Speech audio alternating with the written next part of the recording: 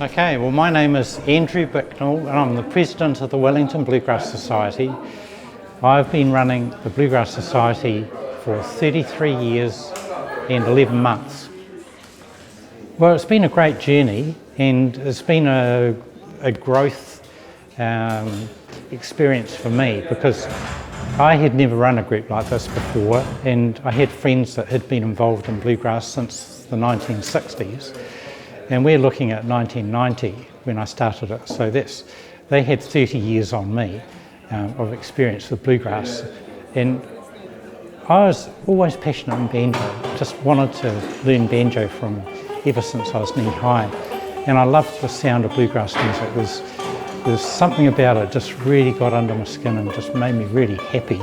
And it was fast paced, it was exciting.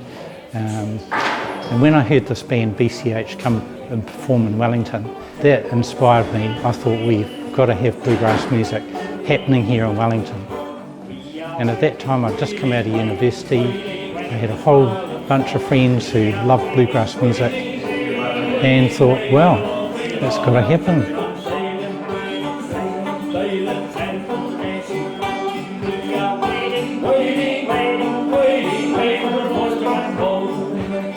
Since starting the Bluegrass Society, I was pretty nervous to begin with, and it took me about 10 years to get my stage glow, shall we say. And that's the point where you can stand on stage in front of a crowd and your knees aren't knocking anymore and you're not sweating and you're quite calm and collected and actually really enjoying it. So that was 10 years into the Bluegrass Society.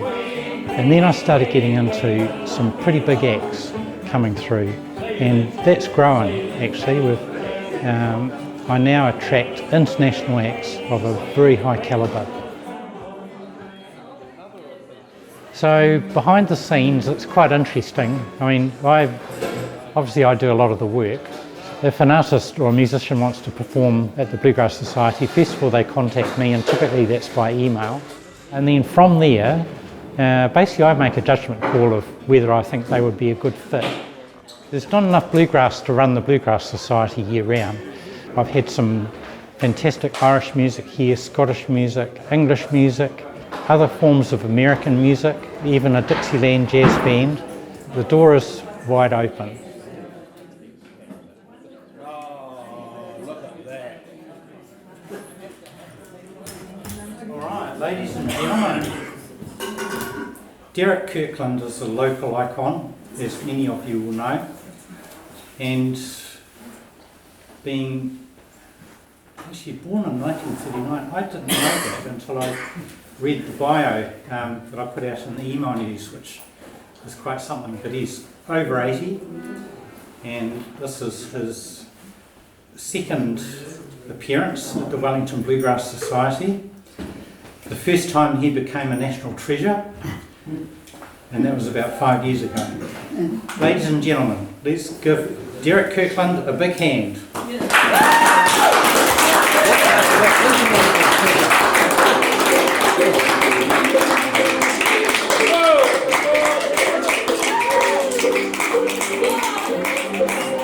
Tonight really blew me away, and this happens many times. So tonight we had Derek Kirkland. He was the guest artist, and it's the society night tonight. However, we had two wonderful floor swaps, and the whole night was absolutely delightful. And that's what I'm looking for.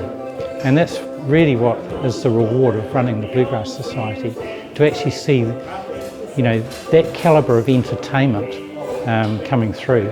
And entertainment is the important word, because it's not perfection of music that we're looking for, but we're actually looking for artists who can put on a good show. And they may be good musicians, that's totally fine. They may not be so good, that's totally fine too. It comes down to the entertainment, and I'm sure everyone will agree with me that, you know, an entertaining night of music, well put together, is just so enjoyable. You can't reproduce it on YouTube. So once the show is booked in, I basically get a a bunch of people who have shown interest in helping to come along and help at the Bluegrass Society. And they only have to help for a night, which is great. So I don't have a committee, I don't have a secretary, treasurer, anybody like that. What comes through the door on a night is paid out to the artist, less the costs, and that's as simple as it is.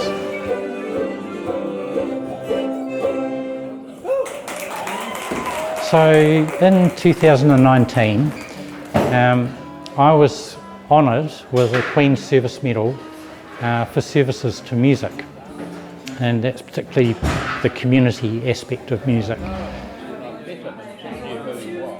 I thought it was really nice that the community essentially awarded me with this very significant honour. Yeah, so I'm the person who sets up the framework for the community to exist. So I've set up the Bluegrass Society, I've run it from the outset, but I've added to that. There are banjo workshops that I've added in about 10 years ago. There are jam sessions, I've run old time music weekends, and on top of that there are instruments that people can loan for free. Well, it's quite an interesting dance, shall we say, with the council, because you've got to remember that Hut Council, of course, they've got an obligation to provide community facilities, but whether they buy into what I'm doing and what benefit I'm bringing to Hut City and the Hut Valley is another question. So there have been 2 attempts to put the bulldozer through the building, and I've actually negated or been a major part of, changing the thinking on that. Yeah, so it has been hard work to actually maintain this and to be able to continue using this venue. And it's served us so well over the last 30 odd years. It's been wonderful. We've had thousands and thousands and thousands of people come through. In fact, probably even getting into the thousands of performers come to this venue. And it's so special. The walls are odd. It's not a rectangular box, it's more octagonal, but the acoustics are so fantastic. Well, the last 33 years have been an absolute joy, to be honest. This is my passion, and I've been able to share my passion with thousands of people, and for me that means a tremendous amount. That's supported by the artists who perform here at the Bluegrass Society, and it not only perform but actually come back in return because they've actually remembered how good a night they had the previous time. So you don't need to rush away from the Bluegrass Society, but you do need to rush back. There we go. Bar underneath. Yep, everything we needed, Andrew. Okay. Yeah, enjoy the rest of your night. Thank you. Cheers.